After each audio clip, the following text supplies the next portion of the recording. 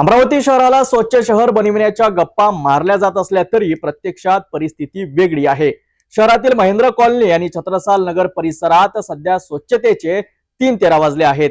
सफाई कर्मचारी येतात पण काम न करताच गायब होतात, असा गंभीर आरोप नागरिक करीत आहेत।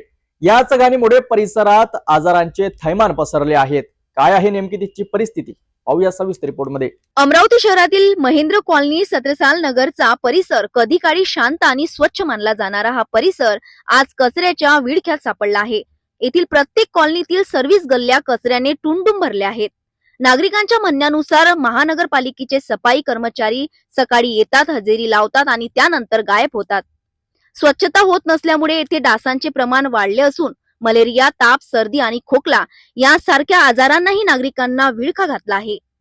अनेकदा महापालिकेकडे तक्रार करूनही प्रशासनाने याकडे सोयीस्कर दुर्लक्ष केले आहे।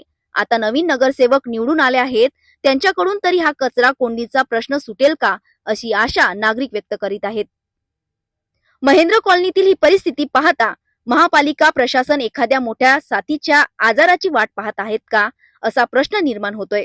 महेंद्र कॉलनीतील ही परिस्थिती पाहता महानगरपालिका प्रशासन एखाद्या मोठ्या साथीच्या आजाराची वाट पाहतय का, असा प्रश्न निर्माण होतोय।